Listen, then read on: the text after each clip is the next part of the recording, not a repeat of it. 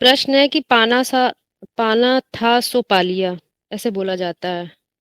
तो अब बात आती कि मेल वर्जन में क्या पाना है। मेल वर्जन में पाया जाता है। किसको पाया जाता है? सत्य को पाया जाता है। दूसरी मंजिल या तीसरी मंजिल पर बैठ के नहीं, ऊंचे से ऊंचे बैठकर, बंधी हुई परिभाषाओं में बैठकर नहीं, खुले हुए आसमान में उड़कर। आकाश जिसको बोला है, जितने ऊंचाई पे जा सकते हैं उतने ऊंचाई पे पहुंचकर हम देखेंगे, देखना सीख ले, प्रैक्टिस कर लें। क्योंकि ऊंच ते ऊंच वास्तव में होता क्या है? पद होता है। महावाक्यों में इसीलिए बोला जाता है कि जो पद होता है वो ही ऊंचा होता है। राजयोग सिखाने का कारण क्या है? ऊंचे से ऊंचा पद प्राप्त करना। अब इसी दुनिया में बैठे रहेंगे, इसी दुनिया में तुलनात्मक अध्ययन करते रहेंगे, एक दूसरे से तुलना करेंगे, मैं बड़ा तू बड़ा, तो ऊंचा नहीं उठ पाएंगे। ऊंचा है अपनी मूल अवस्था में पहुंचना। तो इसीलिए उसको बोल देते हैं ऊंचा पद। पाना क्या है? ऊंचा पद। फिर एक और बात बोली जाती है, पाना था सो पा लिया। कैसे समझेंगे इस बात को हम कि ये मुमकिन हो रहा है? तो महावाक्यों में एक बात बोली जाती है, मन हमारा जब स्थिर होगा, याद करते करते स्टेज बनती है कैसी? 24 घंटे मनन चिंतन मंथन में बुद्धि लगी रहे। ऐसी बुद्धि मनन चिंतन में अनवरत लगी रहे कि हमें पूरे अपने 84 जन्मों का साक्षात्कार बुद्धि से होने लगे, मन से नहीं। किससे होने लगे? बुद्धि से। और बुद्धि से कैसे कोई चीज जानी जाती है? जब हम इतना एक्यूरेट किसी बात को समझ लेते हैं कि 2 और 3 को जोड़ने पे 5 आ रहा है, आग है, हाथ डालेंगे तो आग से जलेंगे ही जलेंगे।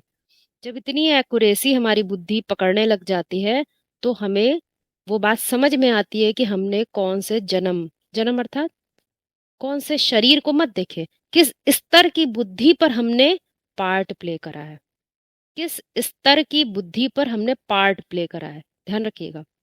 यदि हम शरीर को देख लेते हैं कि हमने ये शरीर के आधार पर, तो शरीर से बात पलट जाती है, आध्यात्म की बात नहीं साबित होती है, देह की बात डेफिनेशन समझ में आ जाती है। जैसे कोई कहे कि हमने झांसी की रानी का पार्ट बजाया है, ऐसा कुछ कहते हैं, तो हमने क्या किया? हमने व्यक्ति को पकड़ लिया, परंतु उसकी मन बुद्धि की शक्ति क्या काम करती है उसको नहीं समझा। जबकि साक्षात्कार किससे करना है? बुद्धि से। पाना किसको है? ज्ञान की ऊंची से ऊंची अवस्था को पाना है, पद को प्राप्त करना है। तो पद को प्राप्त करना शरीर की बात नहीं होती है, पद को प्राप्त करना स्थिति की बात होती है। और जितना भी पाया जाता है वो मात्र स्थिति के आधार पर पाया जा सकता है।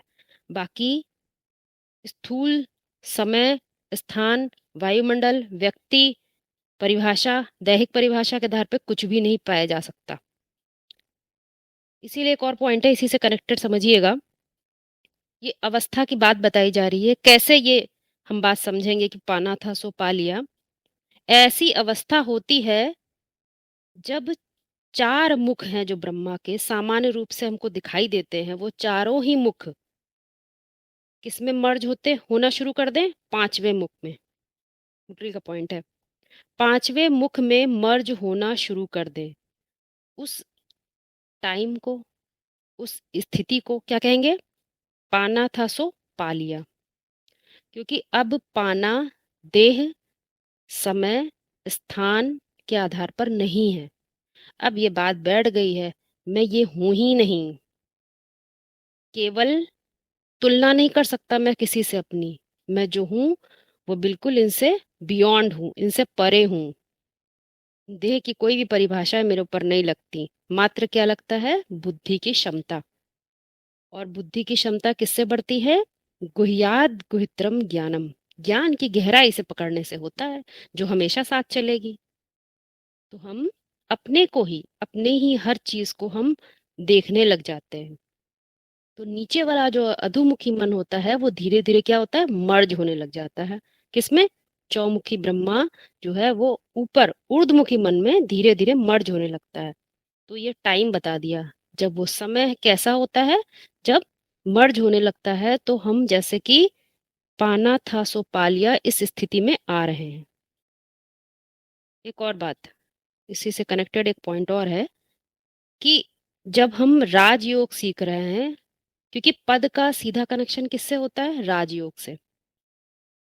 तो ज़रूर हमारी बुद्धि राज को जान रही है, और जैसे-जैसे राज को जान रही है, हम अपने लिए पद को सुनिश्चित करते जा रहे हैं। ध्यान दीजिएगा, जैसे-जैसे जो-जो राज, राज मतलब यूनिवर्सल ट्रुथ कह लीजिए, या कह लीजिए वो सत्य जो सनातन रूप से, सतत रूप से इस दुनिया में हमारे लिए काम करेगा, वो ज्ञान हमारे लिए, वो जानकारी हमारे लिए हमारा ही नक्शा बन जाएगा। उसी नक्शे कदम पर हम जन जन्मांतर चलेंगे, और चलना ही होगा, क्योंकि बनाया किसने? हमने। तो इस तरह से वो पाने की बात है, वो पा लिया, वो स्थिति, वो ऊंच पद। तो अब कहेंगे कि वो पाना था सो पा लिया, अब कुछ और नहीं पाया जा सकता। अर्थात बुद्धि को जितनी सूक्ष्मता में पहुंचाना था सो पहुंचा लिया। जितने ही प्रश्न उत्तर हमारे अंदर थे वो हमने अपने लिए संतुष्टि प्राप्त कर ली। अब हमारी आत्मा संतुष्ट हो गई। अब असंतुष्टता का कोई विषय नहीं है। अब हमें कोई डिस्टर्ब नहीं कर सकता। अब हमें कोई अशांत नहीं कर सकता। तो वो हो गई ऊंची सी ऊंची स्थिति पद।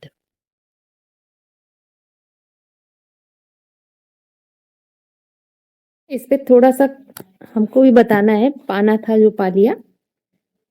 तो एक महावाक्य के आधार पे बता रहे हैं। एक मिनट।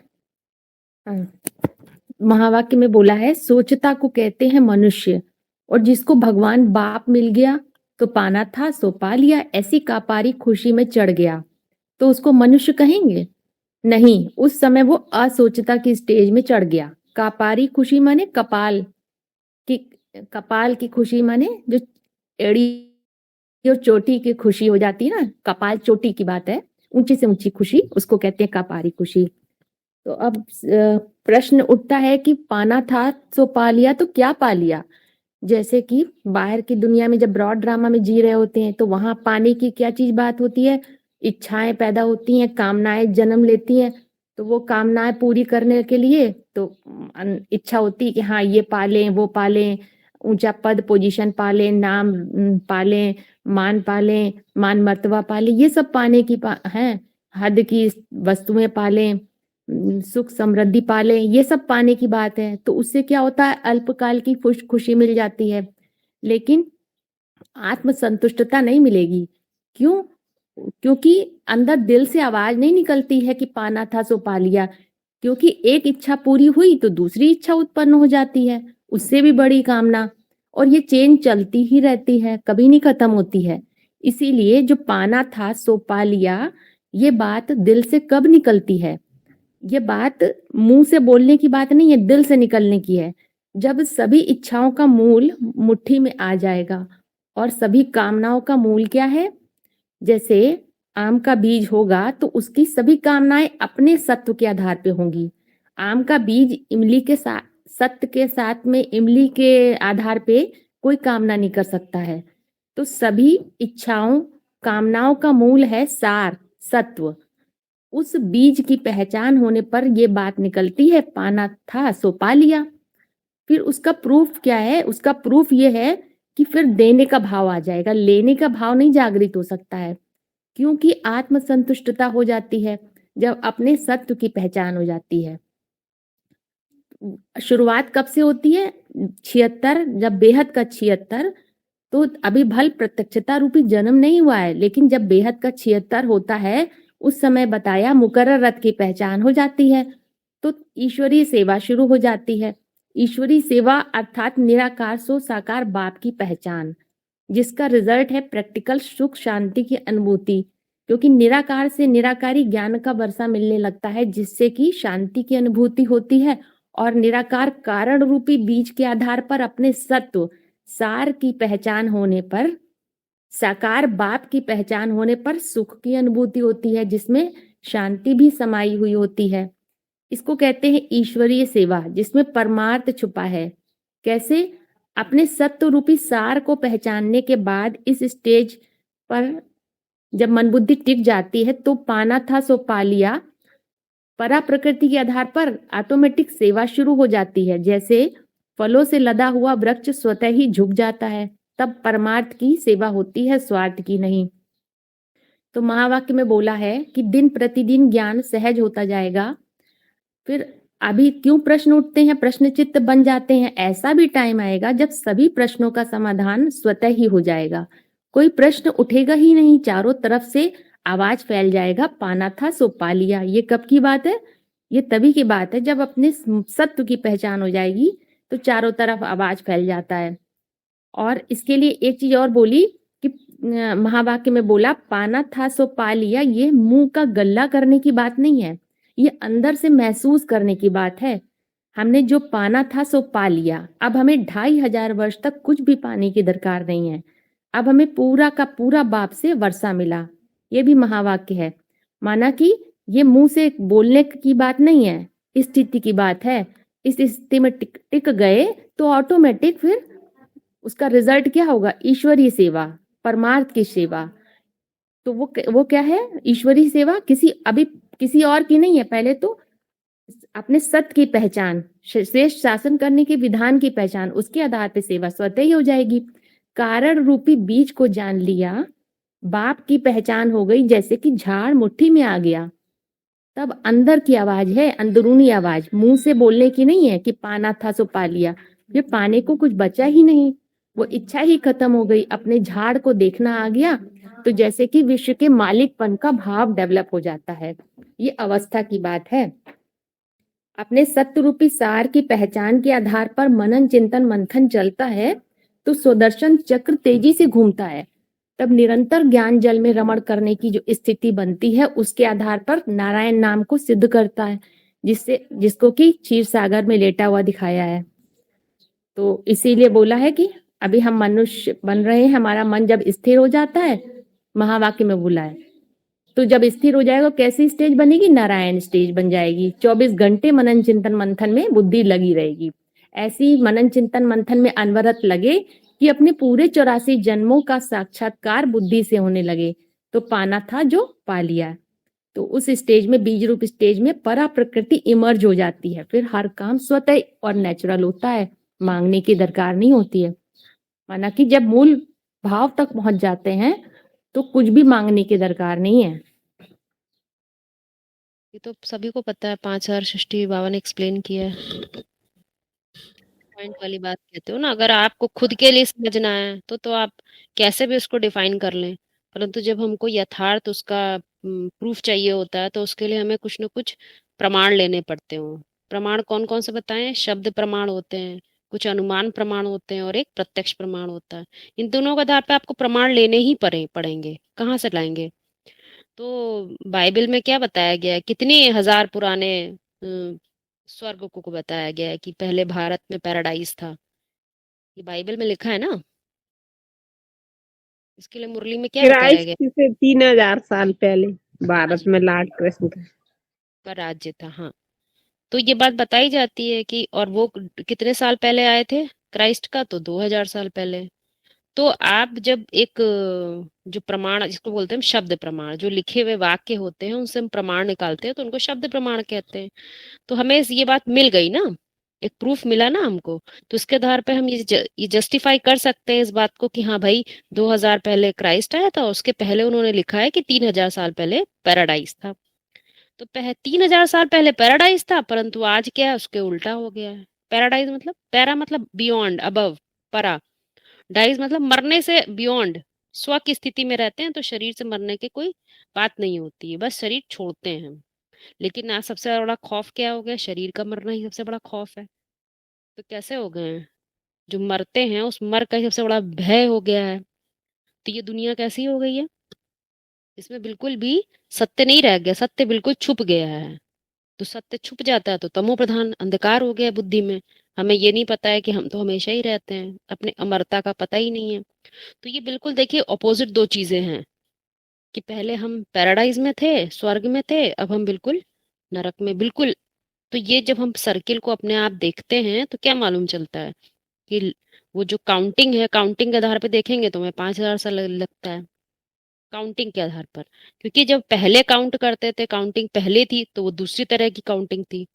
इसीलिए ये काउंटिंग जो है इसमें नहीं करी जा सकती, 1 2 3 में काउंट नहीं करा सकता, क्योंकि पहले काउंटिंग ही नहीं बनती थी, जरूरत ही नहीं थी गिनने की। ये तो गिनती सब बाद में शुरू हुई है, कि गिनने लगे हर चीजों को, समय को गिनने लगे, पल पल गिनते हैं, इतने सेकंड बीत गए, इतने मिनट बीत गए। तो इसकी आवश्यकता आज पड़ी ना। तो इसलिए मोटा मोटा ये जानकारी समझ में आती है कि लगभग 5,000 साल का एक चक्र घूमता है, मोटा मोटा चक्र घूमता है। जबकि चक्र की बात समझ में आ गई कि चक्र पहले पहले हमारे मानसिक लेवल पर होता है, पहले पहले मानसिक लेवल पे चक्र घूमता है, और फिर उसके बाद वही चीज बाहर आने लग जाती है धीरे धीरे। उस वो सर्किल हमको बाहर दिखाई देता है।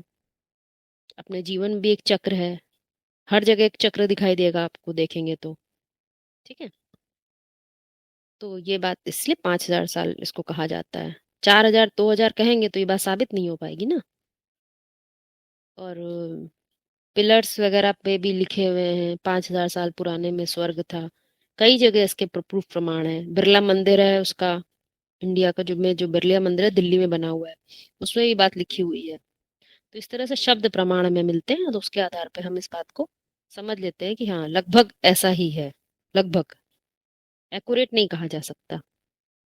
इसीलिए मात्र 5,000 साल के आधार पर हमने कोई भी थ्योरी नहीं बन सकती है, क्योंकि थ्योरी बनती ही किस पर है? एक्यूरेट कॉन्सेप्ट पर, जो बिल्कुल सत्य हो। 2 और 3 = 5। जब इतनी कोई चीज एक्यूरेट होती है तब हम ये बात जोड़ पाते हैं कि हाँ ये बिल्कुल एक्यूरेट थ्योरी है। जिन बातों में कुछ न कुछ अभी डाउट होता है उन पे एक्यूरेट थ्योरी नहीं बनती है कभी भी।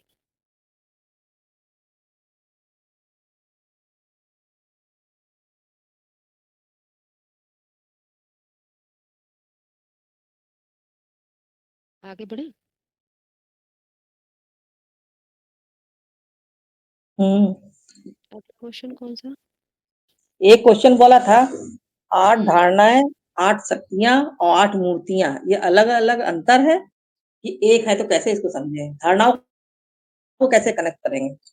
मतलब काम, क्रोध, लोभ, मोह, अहंकार, इससे कि कुछ और है?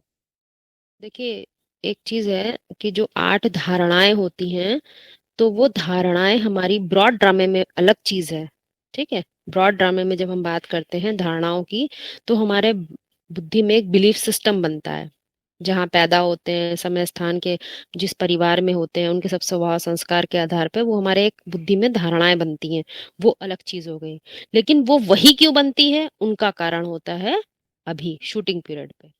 जैसा पुरुषार्थ करते हैं, पुरुष को जितना ऊंचा उठाते हैं, पुरुष को जितना प्रकृति से दूर रख के ऊंचा उठाते हैं, अर्थात पूज- पुरुष जितना प्रकृति से दूर रहता है, जितना जितना उसके संपर्क में नहीं आता है, उतना उतना पुरुष ऊंचा उठता है। क्यों? उसी को कहते हैं ब्रह्मचर्य का पालन करना। ठीक है। तो परमात्मा के दिए हुए जो समझ है उसके आधार पे चलते हैं तो हम ऊंचा उठते हैं, आत्मा ऊंचे उठती है, उसी को हम पुरुषार्थ बोलते हैं। तो पुरुषार्थ में सत्य ज्ञान को धारण किया जाता है। यहाँ कोई भी धारणा की बात नहीं है। यदि पहले हम धारणा बना लेंगे तो धारणा नहीं, एक्यूरेट ज्ञान को नहीं धारण कर पाएंगे। यदि हमने अपने बुद्धि में एक बार भी ये बात सोच ली कि मैं स्त्री हूँ, मैं पुरुष हूँ, मैं मेल हूँ, मैं फीमेल हूँ, मैं छोटा हूँ, मैं बड़ा हूँ, मैं गरीब हूँ, मैं, एक भी परिभाषा हमारे अंदर रह गई, तो वो परिभाषा हमारी कहीं ना कहीं धारणाओं में अपने आप ही चली जाएगी। कोई कुछ कर नहीं पाएगा। इसीलिए एक्यूरेट ज्ञान धारण करना है। मैं मन बुद्धि की शक्ति से सारे काम कर रहा हूँ। उस मन बुद्धि को जहां जहां जाएगा, जिस जिस नक्शे पे चलेंगे, जो जो नक्शा आज बनाएंगे, सो ही नक्शे कदम पर हमें ब्रॉड ड्रामे में, चाहें या ना चाहें, चलना ही पड़ेगा। तो चलना ही पड़े तो अभी हम सेट कर सकते हैं कि हमें, अभी हमारे पास अवसर है मार्ग को चुनने का, मार्ग बनाने का। क्योंकि अभी हम मेल वर्जन को समझ रहे हैं, प्रकृति अर्थ नहीं कर रहे हैं, पुरुष अर्थ कर रहे हैं। तो अभी हम ऊंचा उठने की संभावना है, पूरी पूरी है। जितना ऊंचा उठ लो, जितने आकाश में ऊंचा उड़ लो। तो जैसे जैसे ऊंचाई ऊंचाई जब बढ़ती है तो प्रकृति की कोई भी परिभाषा नहीं काम करनी चाहिए, क्योंकि प्रकृति बार बार इंटरफेयर करेगी, इसका मतलब माया इंटरफेयर कर रही है। और माया इंटरफेयर कर रही है मतलब अंधकार, अज्ञान आ रहा है बुद्धि में। पूरा ज्ञान नहीं है, अज्ञान कहीं ना कहीं हमारे साथ है। अज्ञान चला जाएगा तो वैसे ही हमारे अंदर धारणाएं बन जाएंगी। तो वो हो गई धारणाएं, और इधर हो गया धर्म, क्या कह सकते हैं आप, धारण करना, सत्य ज्ञान को धारण करना। तो दोनों अलग अलग चीजें हैं। अब आप बताइए क्या प्रश्न पूछ रही हैं। जो शंकर के जोड़े में जो 8 मणके हैं जिनको धारणाओं से जोड़ा जाता है, वो धारणाएं, तो ये समझ में आ रहा है कि बाबा ने एक मुरली में बोला है, धर्म माने धारणा, धारणा करने वाला राजा धर्मराज। तो अपने प्रैक्टिकल जीवन में धारण करने वाला ब्रह्मा बाबा हुए, तो जो धारणाओं का राजा है, जो शरीर छोड़ देता है तो एडवांस पार्टी में मुखिया के रूप में बनता है। जैसे कि आजकल जो लोग धर्म पिताएं बने घूम रहे हैं, तो वो दैहिकता के आधार पे धारणाओं को उठा रहे हैं, लेकिन वो शंकर की जटाओं में जो 8 मणके दिखाए हैं, मतलब कि वो जो धर्म पिताएं जो बाहर की दुनिया में है, वो अंतर्मुखता की दुनिया में उसका रूप परिवर्तन करके उसको सत्य के रूप में बुद्धि में धारण कर लेते हैं। सत्व प्रधान अवस्था की बात है, तो वो 8 मणके के रूप में आ जाते हैं शंकर की जटाओं में। उनको धारणाओं से कनेक्ट करेंगे, ये कह रहे हैं। क्योंकि जो शंकर की जटाओं में है वो तो हायर स्टेज की बात है, वो तो मन बुद्धि की ऊंची स्टेज की बात है। तो लोअर में जब होते हैं, जो लोअर स्टेज ऑफ माइंड है, वो तो बाहर की दुनिया में धर्म पिताओं के, हम इस्लामी हैं, मोदी हैं, और हम क्रिश्चियन के धर्म की शूटिंग कर रहे हैं, हम सन्यास धर्म की शूटिंग कर रहे हैं, वो दैहिकता के आधार पर उठा रहे हैं। लेकिन आध्यात्मिकता में हम सब बीज रूप आत्माएं जो है पुरुषार्थ के आधार पर उनका सत्व प्रधान रूप में बुद्धि में धारण कर लेते हैं। उनकी जो लोअर है ना, उसको एकदम समाप्त कर देते हैं। तो वो शंकर के चुनाव में, मतलब कि वो 8 मणकों के रूप में सत्व प्रधान रूप में बुद्धि में धारण कर लेते हैं। वो धारणाएं हो जाती हैं। ये हम समझ रहे हैं इसको इस तरह से। क्या करें? इसी में हाँ, कन्फ्यूजन चल रहा है। ठीक है, समझ रही हूँ। गलत नहीं, बस ये कि थोड़ा सा इसमें कुछ बातें हैं जो समझनी और जरूरी हैं। जैसे ये बात बोली जाती है कि धर्म पिताएं, तो धर्म पिताएं कहाँ हम देखते हैं, ब्रॉड ड्रामे में देखते हैं। तो ध्यान से देखिएगा, जो वृक्ष होता है कल्प वृक्ष, ये भी एक समझने के लिए एक चित्र है। हमें एक चित्र दिया गया है जिसके द्वारा हमें समझना है। तो हमें बाहर नहीं समझना है, हमको इसको अपने अंदर एक सेट पैटर्न काम कर रहा है, उसको समझना है। क्या है वो सेट पैटर्न? देखिए, जैसे जैसे हमारी ज्ञान हमें प्रकाश मिलता है, तो हम एक बहाव में जीने लगते हैं, एक कांस्टेंट फ्लो में जीते हैं, जिसको हम कहते हैं सम्यक सरति संसार। बाहर दिखता है आपको संसार, तो बाहर भी संसार एक फ्लो में जी रहा है, एक बहाव में जा रहा है। आज चुनाव है, कल क्रिकेट मैच है, किसी का रिजल्ट आना है। तो देखिएगा ध्यान से, तो आप सब दुनिया के अपने घर के काम करते हैं, परंतु आपका जो बुद्धि होती है, आपकी बुद्धि लगातार एक कांस्टेंट फ्लो में, एक बहाव में रहती है। ये बात सभी को समझ में आ रही है? एक बहाव में जीते हैं हम, हाँ जी, आ रही है। ठीक है ना? तो वो जब तो आप अपने दिमाग को, अपने मन बुद्धि के देखिए, इसी दुनिया में देखिए, तो आप जिस बहाव में जी रहे होते हैं, उसका पूरा असर आपके ऊपर पड़ रहा होता है। हो सकता है आप क्लास कर रहे हो सकता है आप मुरलियां सुन रहे हो, बहुत कुछ सुन, लेकिन लगातार जो बहाव आपके सामने चल रहा है, जिस संसार में आप जी रहे हैं, वो आपके बुद्धि पर प्रभाव डालता रहता है। कहीं नहीं डालेगा ही डालेगा, वो कुछ नहीं हो सकता उसका। अब इसी बात को हम आध्यात्म में समझते हैं। आध्यात्म में क्या होता है कि हम जो है, हमें अब ये बात समझ में आ गई है कि हम ये सब जितना भी रहता फैला हुआ है, जितनी दुनिया हमको दिख रही है, ये सब एक एक पैटर्न के अनुसार चल रहा है, एक एक नक्शे के अनुसार चल रहा है। तो वो नक्शा हमें समझना है। आध्यात्म में हमें समझना है ये नक्शा वास्तव में ऐसा क्यों बना है, क्यों पहली मंजिल पे ही दूसरी मंजिल बनी हुई है, क्यों पहली मंजिल पे ही सीढ़ियां बनी हुई है। क्योंकि दूसरी मंजिल पे पहुंचना है, इसलिए पहली मंजिल पे सीढ़ियां बनाई जाएंगी, तो हम दूसरी मंजिल तक पहुंचते हैं। कभी दूसरे पे बना दी जाए और पहले वाले पे नहीं बनाई जाए, तो ये नक्शा काम नहीं करेगा। ध्यान दीजिएगा इस बात पर। नक्शा, और नक्शा एक्यूरेट होना बहुत जरूरी है। उसमें कोई भी बहाव, दुनिया का बहाव अगर आपको लगातार डिस्टर्ब कर रहा है, तो आप ये समझिए आप नक्शा सही बना ही नहीं सकते। क्योंकि नक्शा एक्यूरेट बनाने के लिए पूरा ज्ञान लगाना पड़ता है, पूरे ज्ञान का जोर लगाना पड़ता है, जिसको हम एड़ी चोटी का जोर कह देते हैं। इतना जोर लगता है, तब वो एक्यूरेट नक्शा तैयार होता है, क्योंकि वो नक्शे पर हमें ही चलना है, हमारे लिए बन जाएगा। अब जो हम झाड़ देखते हैं, कल्पवृक्ष में झाड़ देखते हैं, वो झाड़ जो फैल रहा है वो भी एक नक्शे को फॉलो करता है। ध्यान दीजिएगा, नक्शे को, एक पैटर्न को फॉलो कर रहा है। इंग्लिश में हम पैटर्न बोल सकते हैं, डिजाइन बोल सकते हैं, और हिंदी में उसको नक्शा बोलेंगे। तो उस नक्शे के अनुसार ही दुनिया फैलती है। तो जो महावाक्यों में समझाया जाता है वो आपको उदाहरण देके समझाया गया कि बाहर इस्लाम धर्म आया, फिर बौद्ध आया, फिर क्रिश्चियन आया, फिर ऐसे एक वो आपको बताया जा रहा है ये आया। तो अब हमने इसको बाहर देखा तो हमने उनके धर्म पिताओं को भी जाना कि वो धर्म पिताएं ये कार्य करते हैं। अब आध्यात्म में हमने तो समझ लिया कि धर्म क्या है और पिता क्या है। जो ज्ञान आपने धारण किया है, जो बीज ने जो ज्ञान धारण किया है, वो ही वो बोता है और वही वो फैलता है। कुछ और फैलता है नहीं। पूरे ही वृक्ष में वो ही सत्य जो बीज में भरा होता है, वो ही धीमे धीमे सार जो होता है वो विस्तार लेता है, फैलता है। लेकिन उस सारे विस्तार के मूल में वही सार होता है, ये ध्यान रखिएगा। यदि वो सार ना हो तो वो विस्तार में कुछ न कुछ, उस सार यदि जो सार है वो ही विस्तार में दिखाई देगा, ये पक्की बात है। इसमें कुछ भी गलत नहीं हो सकता। अब यही बात आध्यात्म में यदि हम देखते हैं तो हमें समझ में आता है, हमारी मन बुद्धि जिस अभी ज्ञान लेते वक्त जिस जिस बहाव से गुजर रही है, जिन जिन विचार संकल्प जिनको आप बोलते हैं उनसे गुजरती है लगातार, और हम उसमें लगातार परिवर्तन भी करते हैं, क्योंकि आज हमें कोई बात मालूम चली, फिर कल कोई और अच्छी सी बात मालूम चलती है, तो हम उसमें सब आपस में जोड़ के एक अपने आप को, अपने विचारों के बहाव को एक रूप देते हैं। ये नहीं, हमें ऐसे चलना है, हमें ये नहीं सोचना है, ये सोचना है। तो लगातार हमारे अंदर क्या हो रहा है, अभी परिवर्तन हो रहा है। बार बार स्थिति नीचे से और ऊंची उठ रही, यहाँ खड़े थे नहीं अभी ये ठीक नहीं, और ऊंचा उठ रहे।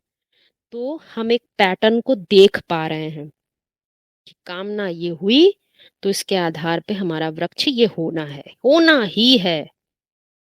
तो क्या हुआ, बाहर के जो धर्म पिताएं कार्य करते हैं, उन उन कार्यों को हमने देखा, समझा सिर्फ, और उन समझ को कहाँ लगाया, कहाँ लगाया, बुद्धि में। अपने ऊपर लगाया। ऊपर लगाया। तो जब हमने वही चीज अपने ऊपर लगाने लगे तो हमें अपने चलने वाले संकल्पों का बहाव का बिल्कुल साफ साफ क्लैरिफिकेशन मिलने लगा, साफ साफ दिखने लग गया हमको। तो क्या होता है, वो धर्म पिताएं बाहर की बात है, ब्रॉड ड्रामे की बात है, और वही धर्म का बीज, धारणा का बीज बोने वाले हम अपनी स्थिति को यहाँ देख पाते हैं, देखते हैं, समझते हैं। तो वो समझना ड्रामे के अंदर की बात नहीं है, वो है शूटिंग पीरियड के बाद, और उसी पे चलने लग जाना वो है ब्रॉड ड्रामे के बाद। बाकी जो धर्म पिताएं बाहर की दुनिया में 1 2 3 4 6 जो भी मेन मेन है उनको दिखाया गया है, वो एक पैटर्न को फॉलो कर रहे हैं, वही पैटर्न आपके अंदर भी है। यथा पिंडे तथा ब्रह्मांडे, जो आप ब्रह्मांड में काम हो रहा है दुनिया के विस्तार में, सोई आपके दिमाग में भी काम हो रहा है, बीज के अंदर भी काम हो रहा है। सिर्फ हमें देखने की खीर चाहिए, महावाक्यों को अप्लाई करने की समझ चाहिए, तो हम दोनों चीजों को आराम से देख पाएंगे। परंतु कोई भी व्यक्तिगत संबंध उनसे हमारा नहीं है, बस वो एक नक्शा हमारे अंदर भी काम कर रहा है, उसको हमें समझना है। सभी को स्पष्ट हो रहा है? देखिए, जब हम बेसिक की बात करते हैं ना, कुछ बातें ऐसी होती है जो हमें बेसिक में समझाई गई, परंतु वो हमारा आधार है, ये ध्यान रखिएगा। उसके आधार पे हम आगे बढ़ेंगे। यदि हमने उनको हटा दिया तो जैसे कि हमारी पहली मंजिल बिगड़ जाएगी, उसके आधार पे ही हमारी अगली मंजिलें हैं। ये बहुत समझने की बात है, क्योंकि ये जो ज्ञान है आध्यात्मिक, इन एडवांस नॉलेज है, इसकी खास बात है मंडन करना, खंडन करना नहीं। बहुत इस बात को एकदम स्पष्ट समझिए, मंडन करने वाले बहुत कम होते हैं, खंडन वा करने वाले ढेर के ढेर होते हैं। ये गलत है, ये गलत है, ये गलत है, ऐसा नहीं, ऐसा नहीं, फिर क्या, फिर क्या? तो आप सत्य बताओ, बस खंडन नहीं, मंडन करो, जितना है वो सब अपने आप ही खत्म हो जाता है। लेकिन ये सब स्थिति की बात है। यदि कोई छोटा बच्चा ज्ञान में, छोटा बच्चा छोटी बुद्धि, नई नई बुद्धि है अभी, उसको समझ नहीं है इतनी, तो यदि हम उसको ये बात थोपेंगे तो इतना वो नहीं पकड़ पाएगा, क्योंकि उसके लिए बहुत ऊंची चीज हो जाएगी। वो बेसिक से चलता है, एक एक स्टेप वाइज। यदि उसने प्रकृति के लेवल पे ही त्याग नहीं जाना है, समझिएगा, त्याग तपस्या प्रकृति के लेवल पे ही नहीं जाना, तो पुरुष के लेवल पे कर ही नहीं सकता। उदाहरण देते हैं इसका आप लोगों को। तपस्या पता है कौन करते हैं?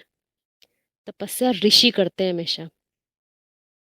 ऋषि तपस्या करते हैं किस लिए? सेल्फ रियलाइजेशन के लिए, खुद को आत्म साक्षात्कार करने के लिए, खुद को जानने के लिए वो हमेशा तपस्या करते हैं। इस तो तपस्या कौन कर रहा है? पुरुष कर रहा है।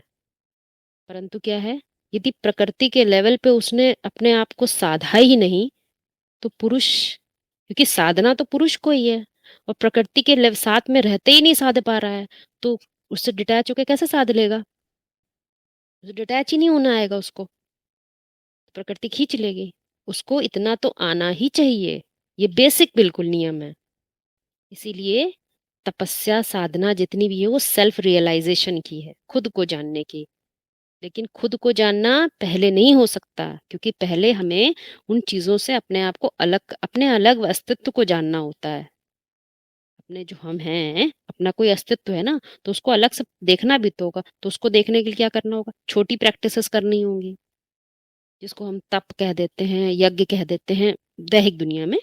तो वो करते हैं तो ही तो आगे की तरफ करते हैं, बढ़ते हैं। क्योंकि तुरंत अगर नया नया कोई होगा तो वो मुश्किल है कि वो इन सब बातों को मान लेगा। क्योंकि जिसने तपस्या प्रकृति के लेवल पे ही नहीं सीखी होगी, तो पुरुष के लेवल पर तो सेल्फ रियलाइजेशन की बात हो गई। वो डेफिनेशन नहीं लगा पाएगा, परिभाषा को सीधे सीधे नहीं लगा पाएगा। ये बात स्पष्ट हो रही है ना आपको? तो रुद्र ज्ञान मतलब क्या? जो भी ज्ञान आपने जान भी लिया, वो उसका रौद्र रूप पे ले जाना। रौद्र रूप पे ले जाना मतलब जैसे आप अग्नि है ना, अग्नि में आप कोई चीज डालते हो, स्थूल चीज डालते हो, लेकिन ऊपर जाके क्या हो जाती है? धुआं से बिल्कुल वाइब्रेशन लेवल तक पहुंच जाती है। ये भौतिक जगत की बात हो गई। वहां पर आपने डाला, मान लीजिए आपने वो हवन सामग्री डाली, उसका जो तंत्र था वो बिल्कुल ऊपर तक धुएं के फॉर्म में, और पूरे चारों तरफ वायुमंडल को शुद्ध करता है। ये बात कही जाती है। अब इसी को आध्यात्म में समझ लीजिए, जितना आपने जाना वो इतने सूक्ष्मता में चला जाता है। वो भी किसके द्वारा? यज्ञ के द्वारा। यज्ञ में क्या होती है? अग्नि मुख्य चीज होती है। अग्नि के बिना कोई, और वो जो अग्नि होती है वो ही क्या है? रौद्र रूप। वो रौद्र रूप लेते ही वो पूरा जिसका तंत्र था वो ऊपर तक पहुंच जाता है, वाइब्रेशन बना देता है हमारा। उसको वाइब्रेशन लेवल तक ही पहुंचाना ही मतलब वो अष्टदेव प्रत्यक्ष हो जाना, जिसको आप अष्टदेव कह सकते हैं। 8 परिभाषाएं, 8 धारणाएं, 8 जूड़े में लगे हुए मणके, कुछ भी कह सकते हैं। उसको डिफाइन तो प्रत्येक बीज को अपने अपने अनुसार करना है ना। इसको धीमे धीमे समझेंगे तो समझ में आएगा अच्छे से। हाँ, तो नीचे की लाइन तो समझ में आ गई। ये यहाँ से समझ में आ गया, जिस दर्शन शक्ति से अष्टमूर्ति तक। लेकिन उस पर की ऊपर की जो की लाइन है, वो तो भौतिक तत्वों से जुड़ी होगी, जोड़ी जाए तो मन की चंद्रमा नहीं कनेक्ट हो रहा है। अगर आध्यात्मिक लेवल से जोड़ा जाए तो जुड़ सकता है कुछ।